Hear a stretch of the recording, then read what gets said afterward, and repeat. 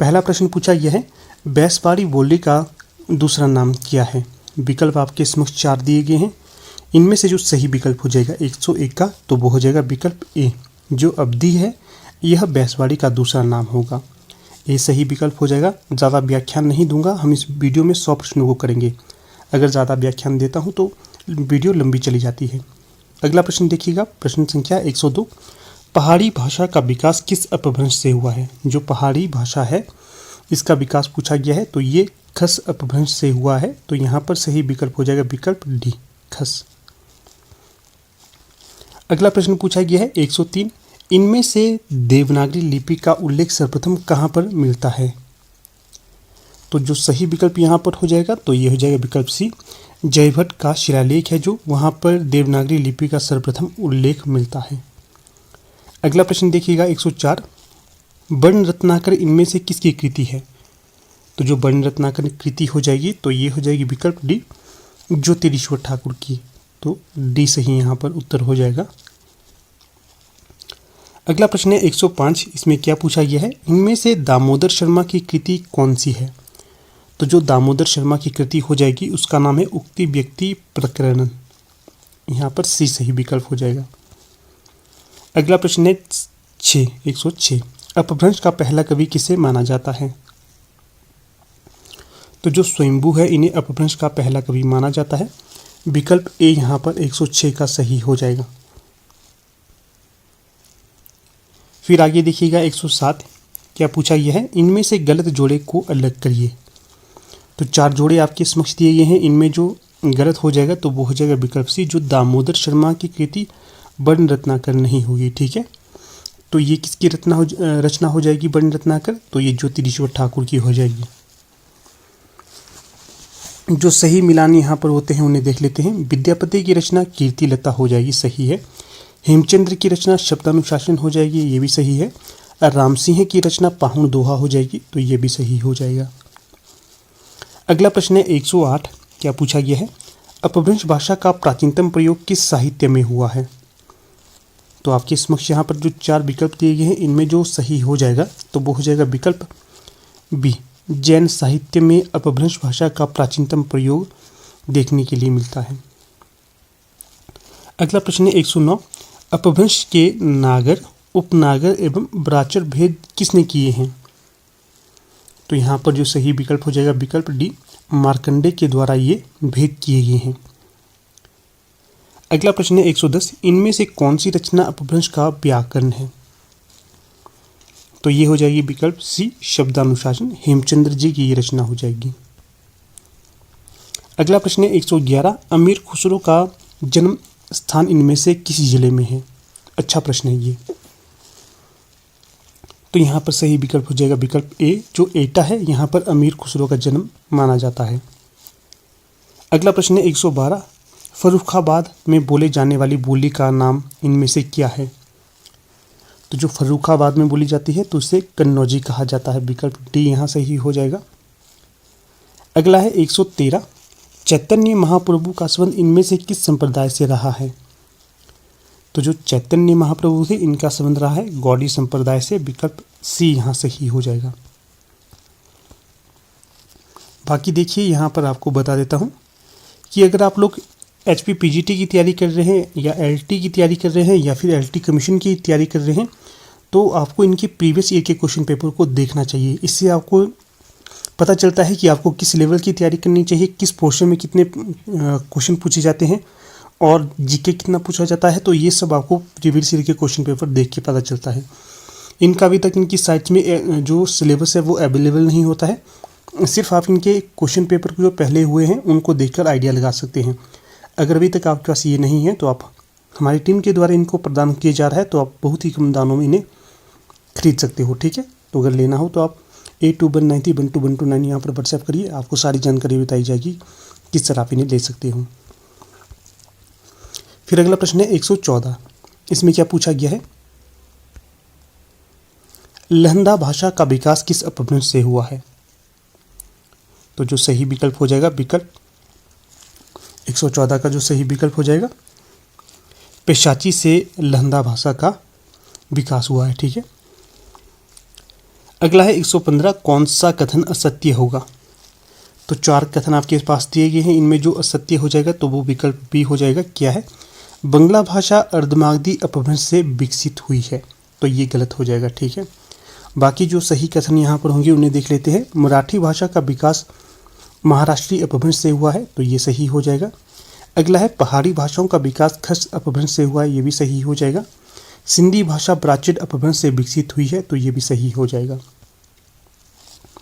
अगला प्रश्न है 116, इनमें से वियोगात्मक भाषा कौन सी है।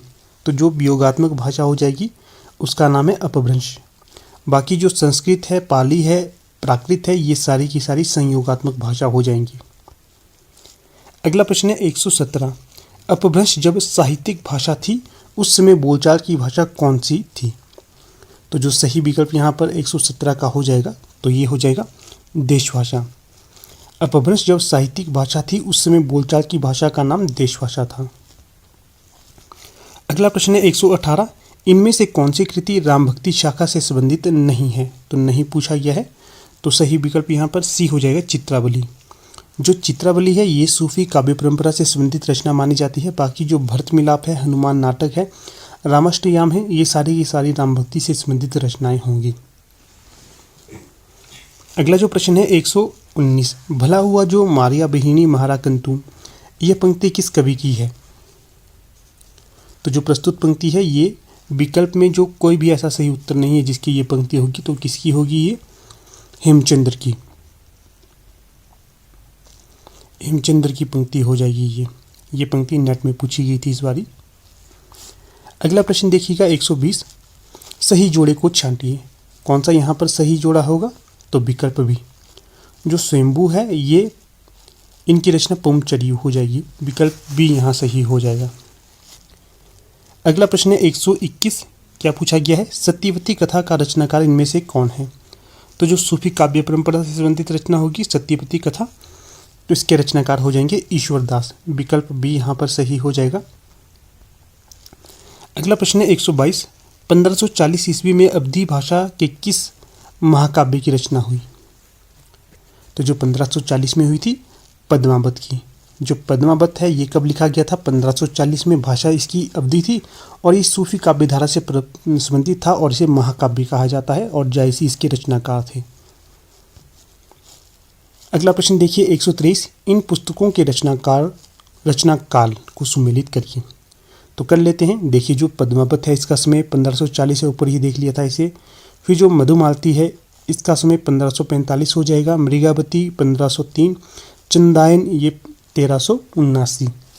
जो पद्मावत है इनके रचनाकार का नाम भी बता देता हूँ। पद्मावत हो जाएगी जायसी की कृति, मधुमालती मंजन की कृति हो जाएगी, मृगावती कुतुबन की कृति हो जाएगी और चंदायन यहाँ पर आपकी मुल्ला दाव की कृति हो जाएगी। तो चलिए अगला प्रश्न देख लेते हैं 125, इनमें से कौन सी कृति ब्रजभाषा में नहीं लिखी गई है। तो विकल्पों के अनुसार जो सही हो जाएगा मृगावती। जो मृगावती है ये ब्रजभाषा में नहीं लिखी गई है। बाकी देखिएगा यहाँ पर जितने भी विकल्प हो जाएंगे, प्रेम वाटिका, भंवर गीत, सूर सरावली, ये तीनों की तीनों रचनाएं ब्रजभाषा में होंगी। अगला प्रश्न है 125, न किस वर्ग का व्यंजन है। तो जो 125 का सही विकल्प यहाँ पर हो जाएगा तो ये हो जाएगा दंती का। अगला प्रश्न है 126, क्या पूछा गया है इसमें, इंदु पत्र का संपादन किस छायावादी कवि ने किया था। तो जो सही विकल्प यहाँ पर हो जाएगा जयशंकर प्रसाद के द्वारा इंदु पत्रिका का या पत्र का संपादन किया गया था। ध्यान रखना है कि जो इंदु पत्र है पूछा जाएगा किस काल विशेष का है, तो ये छायावाद से संबंधित रहेगा। ठीक है, अगले प्रश्न में बढ़ने से पहले आपको हमारी टीम के द्वारा जो LT टैट है वह है मतमाला के संपादक इनमें से कौन थे। तो जो इसका सही उत्तर होगा वो होगा निराला, मतलब ऑप्शन ए। तो दोस्तों जो हमारा अगला क्वेश्चन है वह है सरस्वती पत्रिका का पहला संपादक इनमें से कौन था। तो इसका जो सही आंसर होगा वह होगा श्याम सुंदर दास। तो श्याम सुंदर दास जो ऑप्शन सी में है। तो इस तरह से हमारा जो तो देखिएगा अगला प्रश्न यहाँ पर आपसे ये बन रहा है 129, श्रद्धाराम फुलौरी किस प्रांत के निवासी हैं। तो तो देखिए यहाँ पर आपने कन्फ्यूज़ नहीं होना, कई बार पूछा जाता है श्रद्धाराम फुलौरी और कई बार फिलौरी दिया जाता है। थोड़ा सा इसमें जो स्पेलिंग्स की अर्थात बरतनी की मिस्टेक है, बाकी एक ही बंदा है ये। तो पूछा गया है कि किस प्रांत के निवासी थे ये, तो ये आपके पंजाब प्रांत के निवासी थे। तो यहाँ पर से सही विकल्प हो जाएगा। फिर आगे देखिएगा, थोड़ी सी तथ्य यहाँ पर ये बता देता हूँ कि जो भाग्यवती नामक उपन्यास है, इसे हिंदी का प्रथम उपन्यास होने का गौरव प्राप्त है। तो यह भी इन्हीं के द्वारा लिखा गया है। और एक आरती है ओम जय जगदीश हरे, तो यह भी इन्हीं के द्वारा लिखी गई आरती है। और जो श्रद्धाराम फिलौरी है, इन्होंने पंजाब में हिंदू संप्रदाय को या फिर हिंदू धर्म को प्रचार प्रसार करने में महत्वपूर्ण भूमिका निभाई थी। फिर आगे देखिएगा, 130 प्रश्न पूछा गया है, निम्न जोड़ों में से असत्य को छांटिए। तो यहाँ पर जो असत्य विकल्प हो जाएगा तो वो हो जाएगा विकल्प डी। कैसे जो मुंशी सदासुख लाल है, इनकी जो रचना प्रेम सागर नहीं होगी। तो प्रेम सागर किसकी रचना है? लल्लू जी लाल की या लल्लू लाल की। एक ही बंदा है, अलग अलग नहीं होगा, थोड़ा अलग ऊपर नीचे बोल देते हैं, परंतु लल्लू लाल या फिर लल्लू जी लाल एक ही हैं। जो सदासुख लाल की रचना यहाँ पर सुख सागर हो जाएगी। बाकी जो सही यहाँ पर जोड़े होंगे उनको देख लेते हैं। राम प्रसाद निरंजनी की रचना हो जाएगी भाषा योग वशिष्ठ। फिर जो गंग कवि की रचना हो जाएगी चंद छंद वर्णन की महिमा। और सदल मिश्र की रचना हो जाएगी नासिकेतोपाख्यान। तो ध्यान रखिएगा, यहाँ से देखिए आपके 4-5 प्रश्न बन रहे हैं। देखने के लिए प्रश्न एक ही है, परंतु एक प्रश्न तो ये हो गया, दूसरा प्रश्न गंग वाला हो गया, तीसरा सदल मिश्र वाला हो गया, चौथा आपका सुख सागर वाला हो गया कि मुंशी सदासुख लाल की रचना कौन सी है, तो सुख सागर हो जाएगी। और जो 5वां प्रश्न ये है कि लल्लू लाल की रचना कौन सी होगी, प्रेम सागर हो जाएगी। तो ध्यान से आप वीडियो को देखते हैं तो आपके बहुत से प्रश्न यहीं से निकल जाते हैं बाकी के विकल्पों से, ठीक है। फिर चलिए अगला प्रश्न देख लेते हैं। 131 क्या पूछा गया है इसमें, आधुनिक काल का जनक इनमें से किसे कहा जाता है। तो जो आधुनिक काल का जनक कहा जाता है तो ये भारतेंदु बाबू हरिश्चंद्र को कहा जाता है, ठीक है। इसी के साथ देखिएगा, इनकी जो प्रमुख रचना मानी जाती है नाटककार के तौर पर, तो वो है अंधेर नगरी और भारत दुर्दशा। फिर अगला प्रश्न है 132, उत्तर प्रदेश सरकार ने 1947 में जो लिपि सुधार समिति गठित की थी उसके अध्यक्ष इनमें से कौन थे। तो जो सही विकल्प यहाँ पर हो जाएगा तो ये हो जाएंगे आचार्य नरेंद्र देव थे। जो आचार्य नरेंद्र देव थे, यह उत्तर प्रदेश सरकार ने जो 1947 में लिपि सुधार समिति गठन की थी उसके ये अध्यक्ष थे। फिर अगला प्रश्न है, निम्न सूचियों को सुमेलित करिए, ठीक है। एक तरफ व्यंजन दिया गया है और दूसरी तरफ उच्चारण स्थान दिया गया है, तो इन दोनों का सुमेलित यहाँ पर रूप हमें प्रस्तुत करना है। तो कर लेते हैं। देखिएगा, पूछा गया है जो ग है, तो देखिएगा जो ग है इसका जो उच्चारण स्थान कौन सा होगा, कंठ्य। और जो ध है इसका उच्चारण स्थान क्या होगा, दंत्य होगा। और जो ल है इसका उच्चारण स्थान क्या होगा, ल का उच्चारण स्थान यहाँ पर अंतस्थ दिया गया है। और च का उच्चारण स्थान क्या होगा, च का सी, तालव्य। इस प्रकार से यहाँ पर जो सही विकल्प हो जाएगा तो वो हो जाएगा विकल्प बी। ए का डी, 2 का ए, सी का बी और 4 का सी। अगला प्रश्न है 134, इनमें से मानक शुद्ध रूप कौन सा नहीं है। मानक शुद्ध रूप कौन सा नहीं होगा, तो जो शुद्ध रूप नहीं होगा विकल्प के अनुसार तो वो सही हो जाएगा यहाँ पर विकल्प बी का 53। बाकी जो 11 है सही है, 79 भी सही है और 49 भी सही होगा। अगला प्रश्न है 135, अष्टयाम की रचना ब्रजभाषा गद्य में करने वाले लेखक इनमें से कौन थे। तो जो सही विकल्प यहाँ पर हो जाएगा 135 का, तो ये थे नाभादास। विकल्प डी यहाँ पर सही हो जाएगा। अगला प्रश्न है 136, आर्य समाज की स्थापना कब हुई थी। तो जो आर्य समाज की स्थापना हुई थी विकल्प डी के अनुसार 1867 ईस्वी में। अगर प्रश्न ये बने आपसे कि जो आर्य समाज की स्थापना किसके द्वारा की गई थी, स्वामी दयानंद सरस्वती के द्वारा ये स्थापना की गई थी। अगला प्रश्न है 137, काशी नागरिक प्रचारणी सभा के प्रथम अध्यक्ष कौन थे। तो जो काशी नागरिक प्रचारणी सभा है इसके जो प्रथम अध्यक्ष थे तो ये बाबू राधा कृष्ण दास जी थे।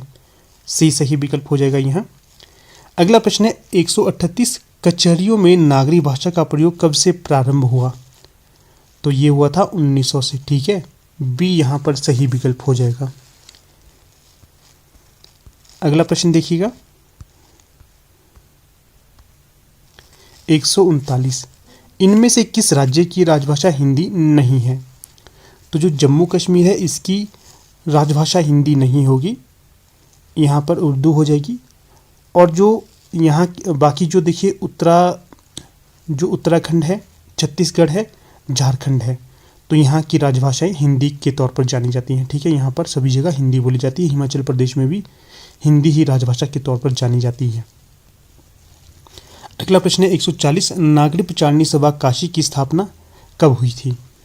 काफ़ी ज़्यादा अच्छा प्रश्न है ये। 1893 में। अगर पूछा जाए नागरी प्रचारणी पत्रिका की स्थापना कब हुई थी, तो वो 1896 में हुई थी। ठीक है, इन तथ्यों को भी ध्यान रखिएगा। कुछ एक्स्ट्रा तथ्य आपको इसीलिए बताए जाते हैं कि आगे आप इन्हें सही करें अगर आते हैं तो। अगला प्रश्न है 141, व्यापक क्षेत्र में व्यवहृत होने वाली बहुसंख्यक लोगों की भाषा को क्या कहा जाता है? तो ये कहा जाता है राष्ट्रभाषा। राष्ट्रभाषा उसे कहा जाता है जो व्यापक क्षेत्र में व्यवहृत होने वाली बहुसंख्यक लोगों की भाषा होती है। अगला प्रश्न क्या है 142, राजभाषा आयोग का गठन संविधान के किस धारा के अंतर्गत किया गया है? तो ये किया गया है 344 के अंतर्गत। ठीक है, तो सही विकल्प यहाँ पर 142 का हो जाएगा, सी। अगला प्रश्न देखिएगा 143, इसमें क्या पूछा गया है? राजभाषा आयोग का गठन किसकी अध्यक्षता में किया गया है? तो जो राजभाषा आयोग का गठन किया गया था, तो ये बीजे खेर के अध्यक्षता में किया गया था। अगला प्रश्न है 144, कवि वचन सुधा के संपादक इनमें से कौन थे? तो जो पत्रिका है कवि वचन सुधा, इसके संपादक पूछे गए, तो ये हो जाएंगे बाबू भारतेंदु हरिश्चंद्र या भारतेंदु बाबू हरिश्चंद्र। तो डी सही यहाँ पर हो जाएगा। अगला प्रश्न है 145, बम्बई हिंदी विद्यापीठ की स्थापना कब हुई थी? तो जो बम्बई हिंदी विद्यापीठ है इसकी स्थापना हुई थी 1936 में, बी सही विकल्प हो जाएगा। अगला है बोली और उसके क्षेत्र को सुमेलित करना है, तो चलिए कर लेते हैं। देखिएगा, अगर आपसे ये प्रश्न बनता है कि जो अवधी है ये कहाँ, बुंदेली है ये कहाँ पर बोली जाती है? तो बुंदेली बोली जाती है झांसी में। अवधी कहाँ पर बोली जाती है? लखनऊ में। और जो ब्रज है ये कहाँ पर बोली जाती है? तो ब्रज बोली जाती है आगरा में। और जो कन्नौजी है ये कहाँ पर बोली जाती है? कन्नौजी बोली जाती है इटावा में। इस प्रकार से देखिएगा, ए का सी हो जाएगा, 2 का ए हो जाएगा, 3 का यहाँ पर डी हो जाएगा और 4 का यहाँ पर बी हो जाएगा। सही मिलान यहाँ पर जो हो जाएगा तो विकल्प ए। अगला प्रश्न देख लेते हैं 147, कुमाऊनी किस प्रांत की बोली है? तो जो कुमाऊनी हो जाएगी उत्तराखंड की बोली हो जाएगी कुमाऊनी। यहाँ पर देखिएगा, कई बार ये भी प्रश्न पूछा जाता है कि जो हिमाचल प्रदेश की प्रमुख बोलियाँ कौन कौन सी होंगी। एक तो यहाँ पर कुल्वी होगी, दूसरी यहाँ पर होगी आपकी मंडियाली, तीसरी यहाँ पर होगी किन्नौरी, चौथी यहाँ पर होगी आपकी चंबियाली। जो डिस्ट्रिक्ट है उसके अनुसार यहाँ पर बोली जाती है। ठीक है, हिमाचल के स्टूडेंट्स को तो ये पता होगा, परंतु अगर बाहर के स्टूडेंट्स भी हमारे चैनल के साथ जुड़े हैं तो तैयारी कर रहे हैं, तो उनके लिए कुछ एक उदाहरण मैंने यहाँ पर दे दिए। अगला प्रश्न देखिएगा यहाँ पर 148, उन्नाव रायबरेली जिले में कौन सी बोली जाती है? तो यहाँ पर बोली जाती है अवधी। विकल्प बी यहाँ सही हो जाएगा। हाँ दोस्तों, आज की इस वीडियो के लाइक का टारगेट भी हम रखते हैं 50 लाइक। ठीक है, जब आप इस टारगेट को कंप्लीट करोगे उसके पश्चात मैं आपके लिए इसका अगला पार्ट भी ले आऊँगा। ठीक है, आपने इससे पहले के जितने भी वीडियो थे उसके टारगेट को कंप्लीट कर लिया है, तो इसमें भी आपसे यही चाहूँगा कि जल्द से जल्द आप इसके टारगेट को पूरा कर दें। बाकी देखिए, जो ये PDF है इस लेक्चर का, ये जाएगा पेड टेलीग्राम चैनल के मेंबर्स के लिए। अगर अभी तक आप उस मेंबरशिप को ज्वाइन नहीं किए हैं तो आप ज्वाइन कर सकते हैं। व्हाट्सएप करिएगा, सारी डिटेल आपको वहाँ पर मिल जाएगी, मेंबरशिप कैसे लेनी है आपने। अगला प्रश्न है यहाँ पर 149, मेरठ, सहारनपुर, बिजनौर किस बोली के क्षेत्र के अंतर्गत आते हैं? तो ये आते हैं आपके खड़ी बोली के क्षेत्र के अंतर्गत। ठीक है, 149 का जो सही विकल्प हो जाएगा तो वो हो जाएगा सी। अगला प्रश्न है 150, क्या पूछा गया है? हिंदी शब्द सागर की भूमिका के रूप में किस ग्रंथ की रचना हुई थी? बहुत ही अच्छा प्रश्न है ये। तो ये है हिंदी साहित्य का इतिहास, और इसके रचनाकार कौन थे? प्रसिद्ध आलोचक आचार्य रामचंद्र शुक्ल, और इनका इतिहास भी काफ़ी प्रसिद्ध है। अगला प्रश्न है 151, इनमें से जनसंचार का माध्यम कौन सा नहीं है? तो जो सही विकल्प हो जाएगा तो विकल्प डी, जो टेलीफोन है ये जनसंचार का माध्यम नहीं होगा। देखिएगा, जनसंचार का माध्यम ये क्यों नहीं होगा? अगर हम किसी को टेलीफोन करते हैं तो वो एक दो व्यक्ति ही उस टेलीफोन को सुन सकते हैं। उदाहरण के लिए अगर मैं ये कहता हूँ, देखिएगा मैं किसी व्यक्ति को फ़ोन कर रहा हूँ तो वो एक को जा रहा है ना, परंतु जो टीवी है ये भी जनसंचार का माध्यम है। बहुत से लोग इसे इकट्ठे देख लेते हैं। रेडियो है, बहुत से लोग इकट्ठे रेडियो को सुनते हैं। और जो इंटरनेट है तो ये तो बड़ा भारी जनसंचार का माध्यम है। ठीक है, तो इन तथ्यों को भी ध्यान रखना। छोटे छोटे तथ्य आपसे पूछे जाते हैं परीक्षा में। अगला प्रश्न क्या पूछा गया है? 152, कौन सा कथन असत्य है? तो यहाँ पर जो असत्य कथन हो जाएगा विकल्प ए, दो भाषाओं के बीच बोधगम्यता होती है। बाकी जो यहाँ पर सत्य कथन हो जाएंगे उनको भी देख लेते हैं। भाषा की दो बोलियों के बीच बोधगम्यता होती है, सही है।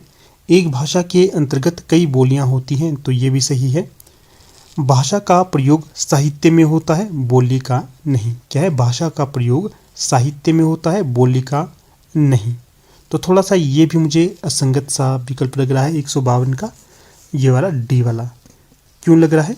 देखिएगा, जो भाषा का प्रयोग साहित्य में होता है, ठीक है, साहित्य में होता है, परंतु बोली का भी प्रयोग साहित्य में होता ही, उतना ज़्यादा नहीं होता है, थोड़ा थोड़ा होता है। ठीक है, तो डी भी इसका सही उत्तर नहीं होना चाहिए, परंतु यहाँ पर इन्होंने जो सही उत्तर माना है तो वो माना है विकल्प ए ही। ठीक है, चलिए अगला प्रश्न देख लेते हैं 153। इसमें क्या पूछा गया है? देवनागरी लिपि में कितनी स्वर ध्वनियाँ हैं?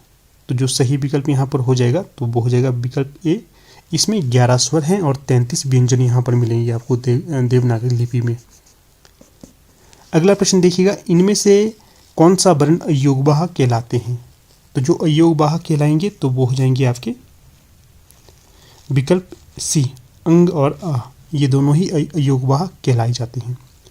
जो यर लव है ये अंतस्थ होते हैं, इसका भी ध्यान रखना है। अगला प्रश्न है 155, किस संख्या की वर्तनी अशुद्ध है? तो जो यहाँ पर अशुद्ध होगी तो वो हो जाएगा विकल्प ए 18। बाकी जो 43 है शुद्ध होगा, 68 है ये भी शुद्ध होगा, ये 82 ये भी शुद्ध होगा, सिवाय ए के 18 के। ये देखिए प्रश्न संख्या 156, अशुद्ध वर्तनी वाला शब्द छांटिए। तो दिए गए विकल्पों में जो अशुद्ध हो जाएगा तो वो हो जाएगा आपका विकल्प गए, ये। ठीक है, 156 में सही विकल्प हो जाएगा बी। ठीक है, अशुद्ध ये हो जाएगा। बाकी जो शुद्ध होंगे, हुए शुद्ध है, पढ़ाई शुद्ध है, लीजिए शुद्ध है। अगला प्रश्न है 157, 84 वैष्णवन की वार्ता पुस्तक के लेखक कौन होंगे? तो ये हो जाएंगे गोसाई गोकुलनाथ। ठीक है, जो गोकुलनाथ थे ये आपके विट्ठलनाथ के पुत्र थे, इसका भी ध्यान रखना है। और जो विट्ठलनाथ थे ये बल्लभाचार्य जी के पुत्र थे। अगला प्रश्न है 158, कौन सा गुण राष्ट्रभाषा के लिए आवश्यक नहीं है? तो यहाँ पर है बहुसंख्यक लोगों की भाषा, दूसरा है सरकारी कामकाज की भाषा, तीसरा है व्यापक क्षेत्र में व्यवहृत, चौथा है विस्तृत शब्द भंडार। तो जो 158 का सही विकल्प यहाँ पर हो जाएगा विकल्प बी, जो सरकारी कामकाज की भाषा है इसकी आवश्यकता या इसकी ये गुण नहीं होगा। ठीक है, राष्ट्रभाषा के अंतर्गत जो होगा। अगला है 159 में क्या पूछा गया है? राजभाषा के प्रति सरकार के कर्तव्यों एवं दायित्वों का उल्लेख किस अनुच्छेद में है? तो सही विकल्प यहाँ पर 159 का हो जाएगा आपका यहाँ पर 351 के अंतर्गत ये है। अगला प्रश्न है 160, राजा लक्ष्मण सिंह आगरा में कौन सी पत्रिका निकालते थे? आगरा से जो पत्रिका निकालते थे तो ये प्रजा हितैषी हो जाएगी। जो प्रजा हितैषी है ये राजा लक्ष्मण सिंह की पत्रिका है और ये आगरा से निकलती थी। अगला प्रश्न है 161, परिनिष्ठित भाषा का दूसरा नाम है? तो जो परिनिष्ठित भाषा का दूसरा नाम होता है तो इसे मानक भाषा कहा जाता है। अगला प्रश्न है 162, संविधान सभा ने हिंदी को राजभाषा बनाने का प्रस्ताव कब पास किया? तो ये किया था 14 सितंबर 1949 को। काफ़ी ज़्यादा महत्वपूर्ण ये प्रश्न होगा आपकी परीक्षा के लिए। ठीक है, 14 सितंबर 1949 को संविधान सभा ने हिंदी को राजभाषा बनाने का प्रस्ताव पारित किया था। अगला प्रश्न देखिएगा 163। अभी हमने ऊपर आपके साथ ये डिस्कस किया था कि जो भाग्यवती नामक उपन्यास है इसके रचनाकार कौन होंगे, श्रद्धाराम फुलौरी। अगला प्रश्न है 164। क्या पूछा गया है, किसका संबंध कलकत्ता के फोर्ट विलियम कॉलेज से नहीं था। तो जो राजा लक्ष्मण सिंह थे इनका संबंध फोर्ट विलियम कॉलेज से नहीं रहा है। ठीक है, जो मूलतः रहा है तो वो रहा है सदल मिश्र और लल्लू लाल का। जो सदल मिश्र और लल्लू लाल ये दोनों ही फोर्ट विलियम कॉलेज में भाषा मुंशी के तौर पर जाने जाते थे। वैसे तो इंशा अल्लाह खां का भी यहाँ से कोई संबंध नहीं रहा है, परंतु जो उत्तर है जो ये डी दिया गया है, मैं भी नहीं मानता कि इसका उत्तर डी ही होगा, बी और डी होगा। इंशा अल्लाह खां का भी संबंध फोर्ट विलियम कॉलेज से नहीं था, जिनका संबंध था तो वो सदल मिश्र और लल्लू लाल थे। ठीक है, इसका सही उत्तर होगा बी और डी। ध्यान रखना है कि जो फोर्ट विलियम कॉलेज है ये कहाँ पर था, कलकत्ता में। अगला प्रश्न देखिएगा 165। इनमें से कौन सी कृति मुल्ला दाऊद की है। तो जो मुल्ला दाऊद की कृति हो जाएगी चंदायन। समय क्या है इसका, 1379। ध्यान रखना है। मधुमालती किसकी रचना हो जाएगी, अभी पीछे बताया था आपको, तो इसका उत्तर आप दीजिएगा। अगला प्रश्न देखिए 166। भाषा योग वशिष्ठ नामक कृति के रचनाकार कौन होंगे। तो ये हो जाएंगे यहाँ पर राम प्रसाद निरंजनी। अगला प्रश्न है 167। इनमें से किस पत्रिका के संपादक भारतेंदु बाबू हरिश्चंद्र थे। तो जो कवि वचन सुधा पत्रिका है इसके संपादक थे भारतेंदु हरिश्चंद्र।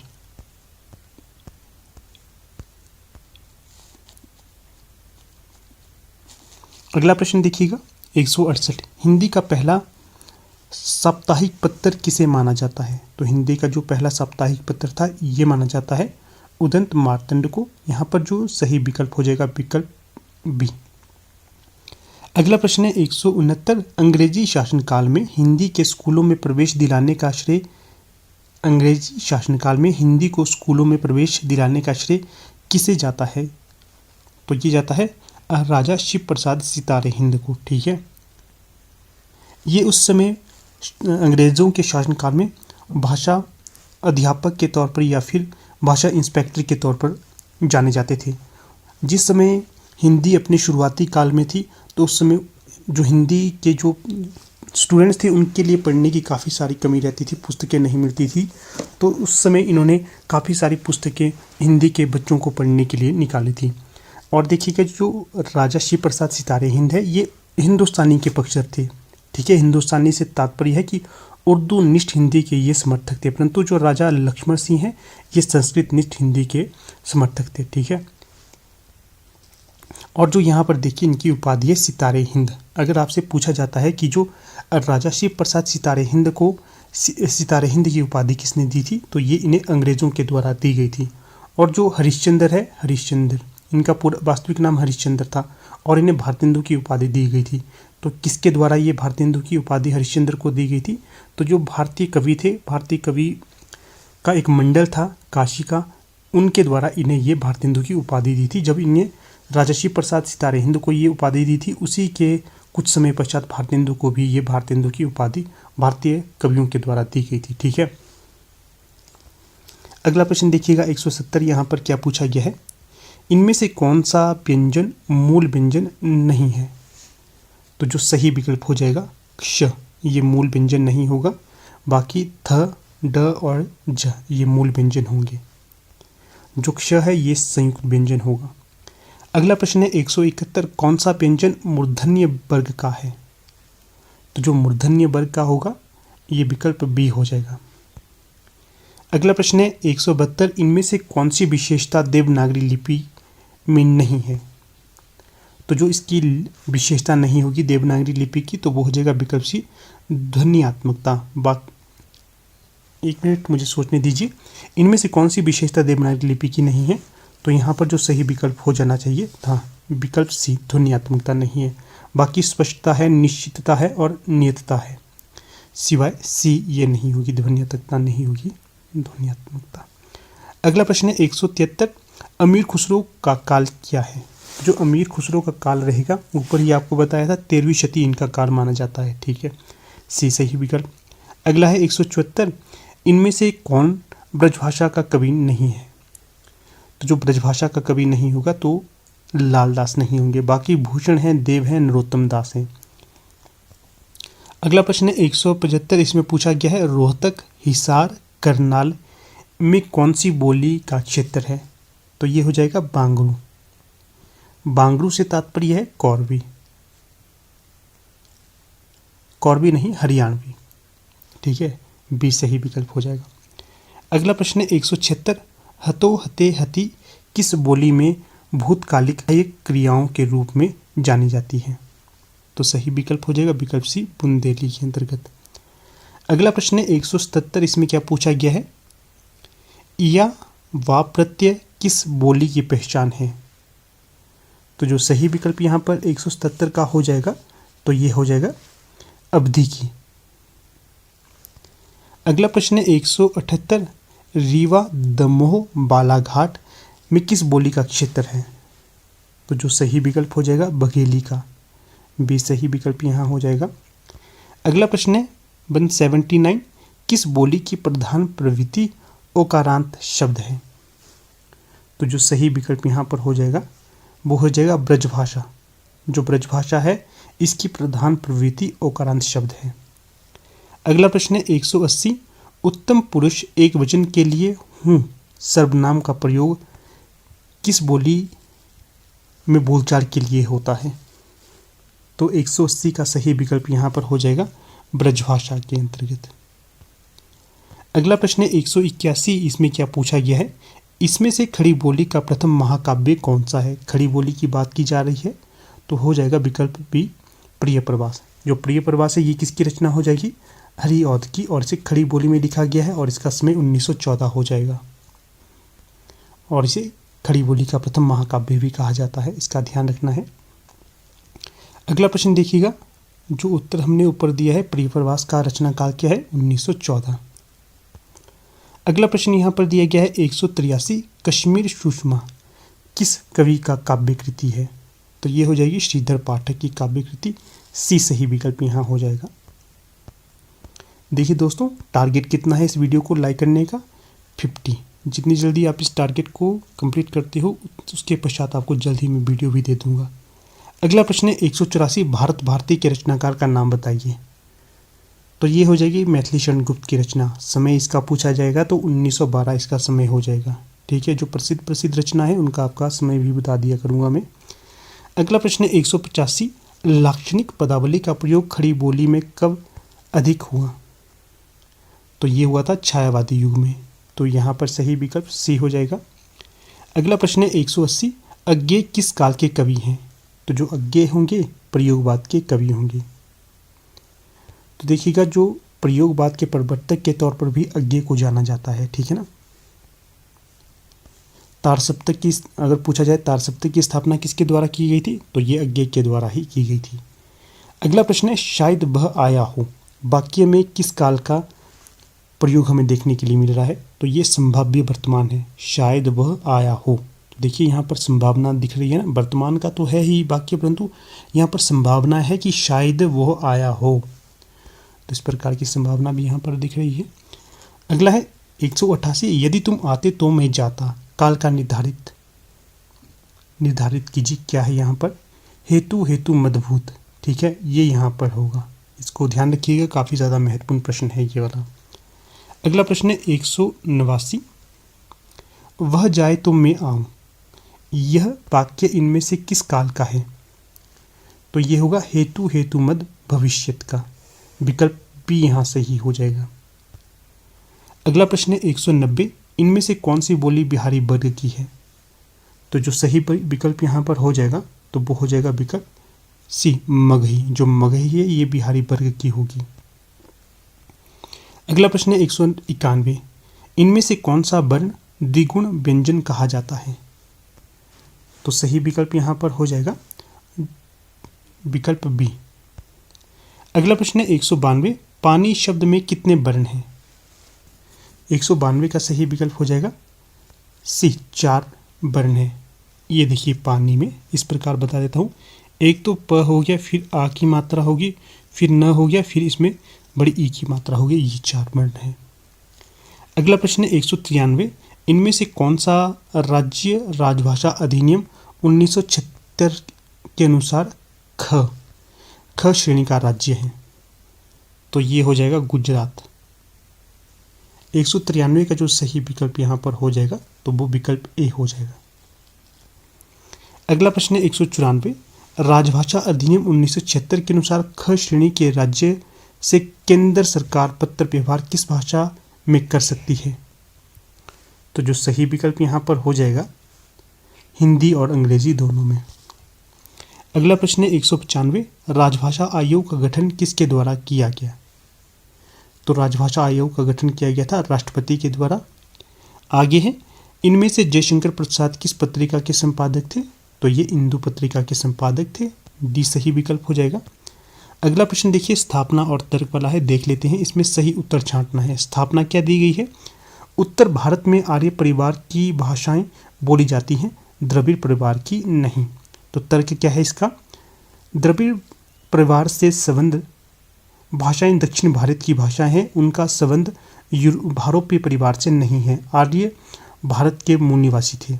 तो बताइएगा जो 197 है इसका सही विकल्प कौन सा होगा? तो ये हो जाएगा विकल्प ए सही है, पूर्णतः सही, परंतु आर जो है ये अंशतः सही होगा, पूरी तरह से नहीं। देखिएगा स्थापना कैसे सही है, जो उत्तर भारत में आर्य परिवार की भाषाएं बोली जाती हैं बिल्कुल सही है, परंतु जो द्रविड़ परिवार की भाषाएं उत्तर भारत में नहीं बोली जाती, ये भारत के दक्षिण में बोली जाती हैं द्रविड़ परिवार की भाषाएं। और जो देखिए द्रविड़ परिवार से संबंध रखने वाली भाषाएं दक्षिण भारत में बोली जाती हैं, उनका संबंध भारोपीय परिवार से नहीं है, आर्य भारत के मूल निवासी थे। यहाँ पर आर्य भारत के मूल निवासी नहीं थे, ये गलत हो जाएगा, बाकी यहाँ तक तो ये पूर्णतः सही था। इसके पश्चात जो आगे की ये पंक्ति लग गई इसलिए इसको अंशतः सही कहा गया है। अगला प्रश्न फिर से स्थापना और तर्क वाला है, देख लेते हैं, इसमें सही पूछा गया है।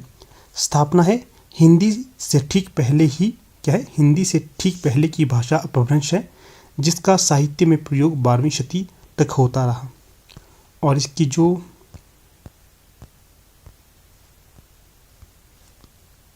तर्क क्या है इसका? हिंदी का साहित्य में प्रयोग 10वीं शती से प्रारंभ हो गया था। यह वियोगात्मक भाषा थी, जबकि संस्कृत संयोगात्मक भाषा थी और अपभ्रंश वियोगात्मक की ओर झुकी हुई। तो बताइएगा 198 का सही विकल्प क्या होगा? तो सही विकल्प यहाँ पर हो जाएगा विकल्प ए और आर दोनों सही हैं। तो देख लेते हैं किस प्रकार से सही हैं। देखिए स्थापना है हिंदी से ठीक पहले की भाषा अपभ्रंश है, बिल्कुल सही है, जिसका साहित्य में प्रयोग 12वीं शती तक होता रहा। तो ये पूर्णतः सही हो जाएगा। फिर इसकी जो यहाँ पर तर्क होगा, तर्क क्या दिया गया है? हिंदी का साहित्य में प्रयोग 10वीं शती से प्रारंभ हो गया था। यह वियोगात्मक भाषा थी। पूछा जाता है हिंदी किस प्रकार की भाषा है? तो ये वियोगात्मक भाषा थी, जबकि जो संस्कृत है ये संयोगात्मक भाषा है और अपभ्रंश वियोगात्मकता की ओर झुकी हुई थी। तो इस प्रकार से विकल्प ए और दोनों सही हो जाएंगे। ए और आर, तर्क और स्थापना दोनों सही होंगे। फिर अगला प्रश्न यहाँ पर दिया गया है 199, इनमें से बढ़ते हुए कालक्रम से रचनाओं का सही क्रम निर्धारित कीजिए। तो जो सही विकल्प यहाँ पर होगा विकल्प ए, सबसे पहले चंदायन आएगी, फिर मृगावती, फिर पद्मावत और सबसे अंत में चित्रावली। अगला प्रश्न है 200, बढ़ते हुए कालक्रम से कवियों का क्रम निर्धारित कीजिए। तो जो सही विकल्प यहाँ पर हो जाएगा विकल्प बी, मुल्ला दाऊद सबसे पहले आएंगे, फिर कुतुबन, फिर जायसी और सबसे अंत में उस्मान। तो देखिएगा दोस्तों कुछ इस प्रकार से आज का ये हमारा लेक्चर था। देखने के लिए हमने यहाँ पर सिर्फ प्रश्न जो डिस्कस किए तो वे थे